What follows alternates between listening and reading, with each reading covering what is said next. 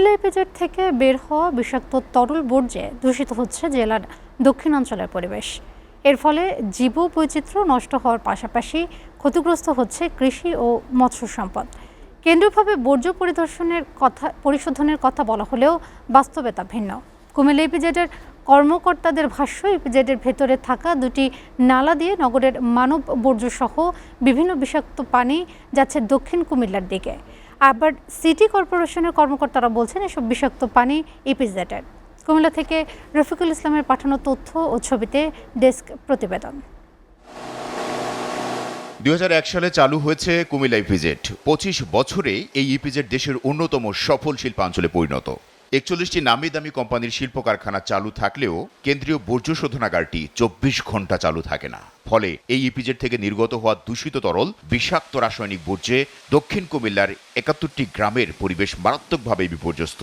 কুমিল্লা নগরের 19 এলাকা দিয়ে দূষিত পানি দিশাবন্দ ও কাজীপাড়া খাল হয়ে গুগাইছড়ি খালে এবং ডাকাতিয়া নদীতে মিশছে। তরল বর্জ্য পানিতে মিশে ধ্বংস হচ্ছে ধান উৎপাদন ও মৎস্য উৎপাদন। এতে বছরে প্রায় 590 কোটি টাকার ক্ষতি হচ্ছে।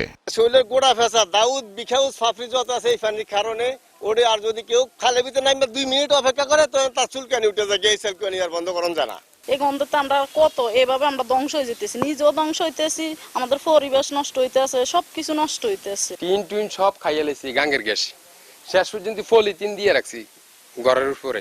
কেমিক্যালের পানিগুলা এদিকে আসে, কৃষকের ধান নষ্ট হয় বা ড্রেনের থেকে দুর্গন্ধ আসে। কুমিল্লা দক্ষিণের মানুষ জননেতা মনিরুল চৌধুরীর নেতৃত্বে গত 26টি বছর আন্দোলন করে আসছে, কিন্তু অথচ সরকার শোধনাগার নির্মাণ করার পরেও 24 ঘন্টা এই ইটিভি চালু থাকে না, যার জন্য আজকে এটা হয় না। আমরা এই প্রধানমন্ত্রী জনাব তারেক রহমান সাহেবের দৃষ্টি আকর্ষণ করছি, দক্ষিণের এই 71টি গ্রামের মানুষকে আপনারা বাঁচান এবং এইটা আজকে সরজমিনে তুলে ধরে এই দেশবাসীকে আপনারা যারা গণমাধ্যম আছেন গণমাধ্যম কর্মীর কাছে আমরা বিনীত অনুরোধ জানাচ্ছি। এদিকে ইপিজেডের তরল বর্জ্যের ফলে দূষিত পানির প্রবাহিত হচ্ছে, ফলে পানিবাহিত রোগে প্রায় 50,000 মানুষ স্বাস্থ্য ঝুঁকিতে পড়েছে।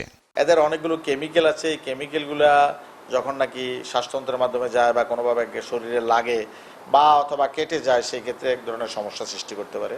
শ্বাসযন্ত্রের বিভিন্ন সমস্যা হয়, আর ময়লা থাকলে অ্যালার্জি হবেই। কন্টাক্ট ডার্মাটাইটিস হতে পারে এবং যে সমস্ত কেমিক্যালগুলো আছে সেগুলোতে ডার্মাটাইটিস হতে পারে, চুলকানি, দাঁত, বিভিন্ন ধরনের সমস্যা হতে পারে। সিটি কর্পোরেশনকে লিখিতভাবে জানিয়েছে পরিবেশ অধিদপ্তর। ইপিজেডের পরিশোধনাগারের ব্যবস্থাও মনিটরিং করা হচ্ছে। কুমিল্লা যতগুলা ইপিজেডের প্রতিষ্ঠানের তরল বর্জ্য পরিশোধন করা হয়, এই পরিশোধন আমরা ইপিজেড কর্তৃপক্ষ এবং আমরা মনিটরিং করি। এছাড়া কন্টিনিউয়াসলি এয়ার মনিটরিং স্টেশন বসানো আছে। যদি কোনো কারণে তারা আমাদের প্যারামিটারের বাইরে পানি পরিশোধন করে, তাহলে এই মনিটরিং স্টেশনটা আমরা জানতে পারবো। যদি এর বাইরে যায় তাদের বিরুদ্ধে আইনগত ব্যবস্থা নেওয়া হবে। সিটি কর্পোরেশনের অভিযোগ, ইপিজেডের তরল বর্জ্য পরিশোধন না করে ছেড়ে দেওয়া হচ্ছে খালে।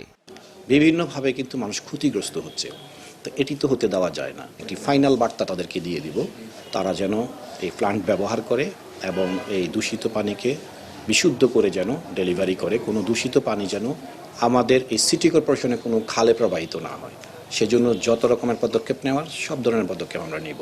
পরিবেশ রক্ষায় ইপিজেড ও কেন্দ্রীয় বর্জ্য শোধনাগার একাধিক বিশেষ টিমে সার্বক্ষণিক মনিটরিং করা হয়, তাই পরিবেশ দূষণের সংখ্যা নেই, জানান কুমিল্লা ইপিজেডের নির্বাহী পরিচালক। যে কুমিল্লা ইপিজেডের যে সেন্ট্রাল ইটিভি আছে, এই সেন্ট্রাল ইটিভি থেকে যে ওয়েস্ট ওয়াটারটা পাস হচ্ছে, এটা পরিবেশ অধিদপ্তরের সম্পূর্ণ নিয়মকানুন প্যারামিটারগুলো বজায় রেখেই পাস হচ্ছে। এখানে পরিবেশ দূষণের কোনো সম্ভাবনা নেই। কুমিল্লা ইপিজেড ও সিটি কর্পোরেশনের সাথে আলোচনা করে স্থায়ী সমাধানের জন্য কার্যকর ব্যবস্থা নেওয়ার কথা জানান পরিবেশ মন্ত্রী। যদি ইপিজেডে একটা পরিবেশ অফিসার নিয়োগ করব, যেন সে প্রতিদিন সকাল থেকে পুরো রাত চেক করতে পারে ইটিভি কাজ করতে চায় না। এটা হলো একটা সাইড। আর একটা হলো যদি সিটি কর্পোরেশন থেকে যদি হয়, তাহলে সেটাকে নির্ধারিত করে আমি সিটি কর্পোরেশনের যে প্রশাসক আছে তার সাথে কথা বলবো। কুমিল্লা নগরীর দক্ষিণ এলাকায় ফসলি জমি ও লক্ষাধিক পরিবারের অস্তিত্ব রক্ষায় স্বাভাবিক পরিবেশ ফিরিয়ে আনতে ইপিজেড ও সিটি কর্পোরেশন কর্তৃপক্ষ যথাযথ পদক্ষেপ নেবে, এমনটাই প্রত্যাশা দক্ষিণ কুমিল্লাবাসীর।